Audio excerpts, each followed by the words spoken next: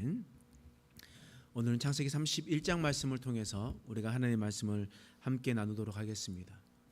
야곱은 메소포타미아에 있는 하란에서 외삼촌과 함께 살아갔습니다. 그곳에서 자신의 아내 라헬을 위해서 7년을, 그런데 외삼촌이 야곱을 속였습니다. 그래서 레아를 먼저 얻은 후 7년을 더 열심히 일을 하게 되었습니다. 이제 자신의 재산을 모으기 위해서 라반의 집에서 열심히 종살이하기 시작했습니다. 하나님은 야곱을 통해서 라반의 집에 아주 큰 복을 내려주셨습니다. 야곱이 처음 하란에 도착했었을 때에 외삼촌 라반의 소유가 아주 적었었습니다. 그런데 야곱이 라반의 집에서 일하는 20년 동안 하나님은 라반의 집에 큰 때를 이루게 하셨습니다. 소유가 많아지게 하셨습니다. 바꾸어 말하면 야곱이 20년 동안 라반에서 일하는 동안 하나님께서 그곳 가운데 일하셨습니다. 라반의 집에 복을 내려 주셨습니다. 야곱이 대단한 사람이었기에, 야곱이 아주 하나님 보시기에 흡족했길래 하나님께서 그런 복을 내려 주셨겠습니까? 그렇지 않습니다. 여러분, 야곱이 어떤 사람이었습니까? 야곱은 먼저 사기꾼이었습니다. 자신의 아버지 이삭과 그리고 형인 에서를 속인 사람이었습니다. 뿐만 아니죠, 그는 도망자였습니다. 야곱은 형을 피해 가지고 외삼촌 라반의 집에 몰래 도망한 사람이었습니다. 도망자였습니다. 또한 야곱은 빈털터리였어요. 그는 가나안 땅에서 출발하여서 하란에 도착했을 때에 아무것도 가지지 않았습니다. 아무것도 가지지 않았음에도 불구하고 하나님께서 그를 20년 동안 지켜주셨습니다.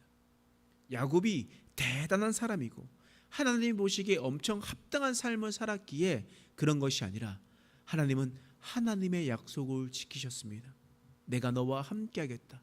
베델에서 하나님께서 말씀하셨던 그 말씀대로 하나님께서 야곱과 함께해 주셨습니다.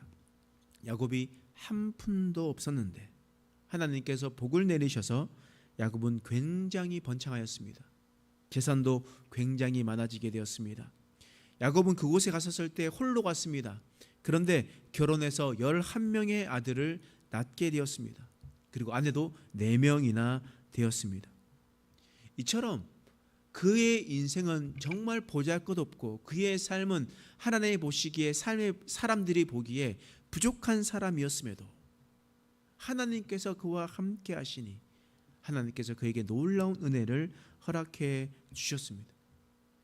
여러분, 그러자 라반과 라반의 아들들이 야곱을 바라보는 눈빛이 예전과 같지 않았던 거예요.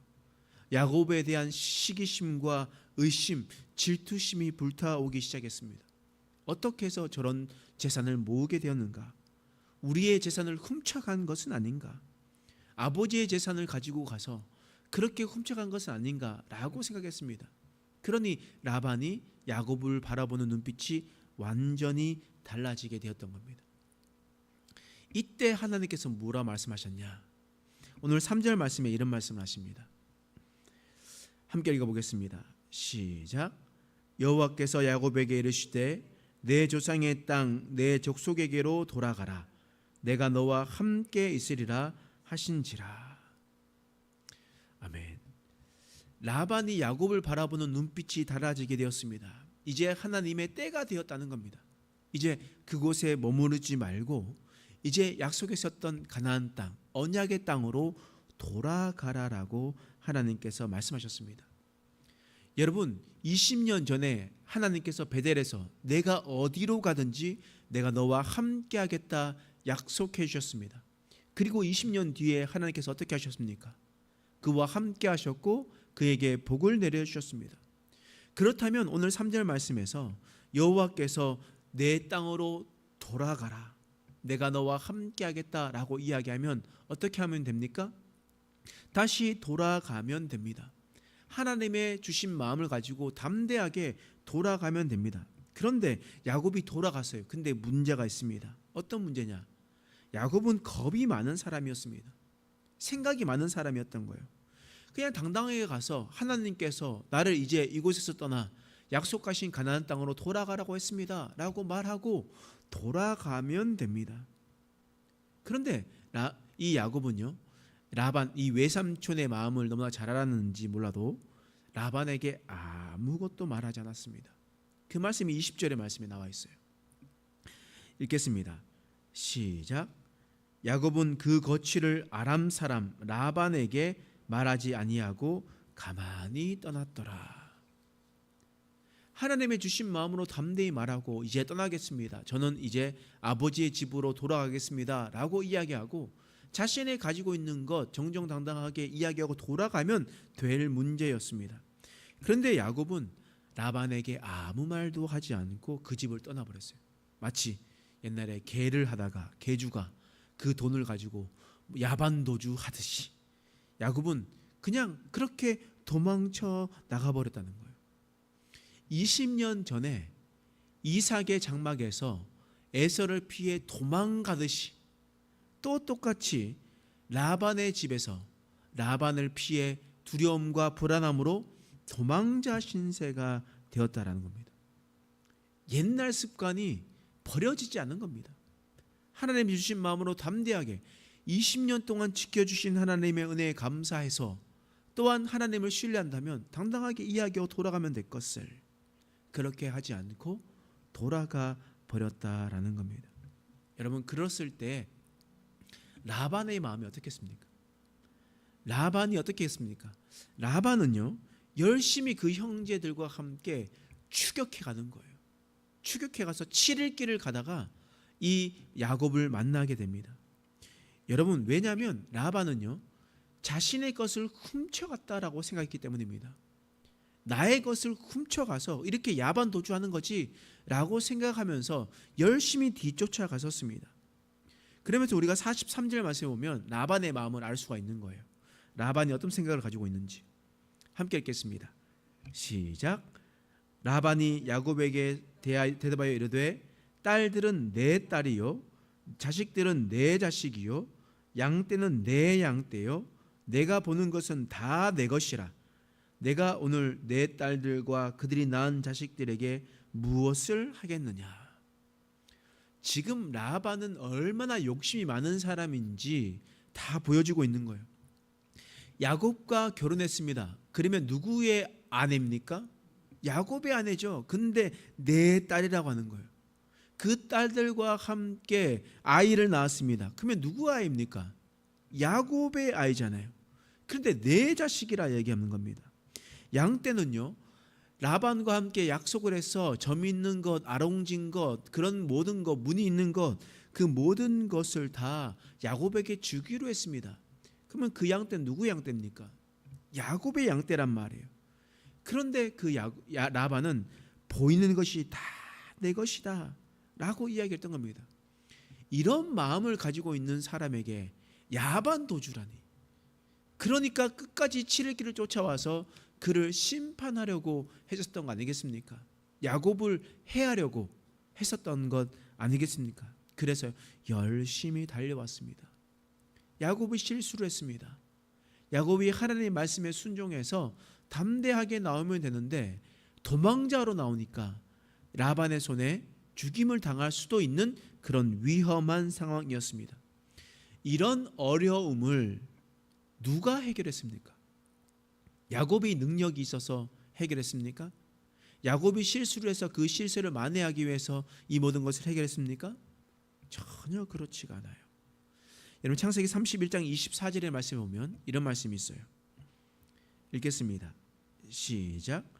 밤에 하나님이 아람 사람 라반에게 현몽하여 이르시되 너는 삼가 야곱에게 선악간에 말하지 말라 하셨더라.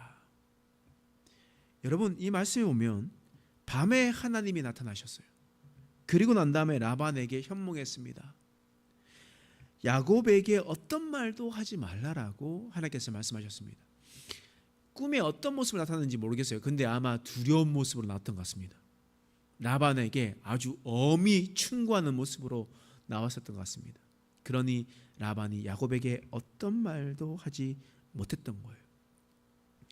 라반은 야곱을 해하고 죽이고자 하는 마음을 가지고 치를 길을 쫓아가고 그 분노로 야곱을 만났었지만 야곱이 그 모든 것을 해결한 것이 아니라 야곱의 실수를 하나님께서 해결해 주셨습니다.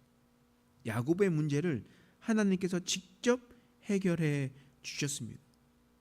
하나님께서 야곱에게 가나안 땅으로 돌아가라 말씀하셨고 그 지혜와 지식이 부족했지만 그럼에도 불구하고 그 말씀에 순종했었던 야곱의 믿음을 보시고 야곱의 마음을 보시고 하나님께서 그를 지키시고 그 문제를 해결해 주셨다라는 겁니다. 여러분, 하나님께서는요 도망자 신분이었었던 야곱을 20년 동안 지키시고 보호하셨습니다. 또한 하나님의 약속을 받고 가나안 땅으로 돌아가며 비록 그가 지혜 없고 명철한 모습으로 행동하지 않았었지만 그러나 하나님은 그 야곱을 지키시고 보호하셨습니다. 하나님은 약속하신 것을 반드시 지키시는 분입니다. 하나님은 그 약속을 계속해서 지키시면서 직접 움직이시는 분이십니다.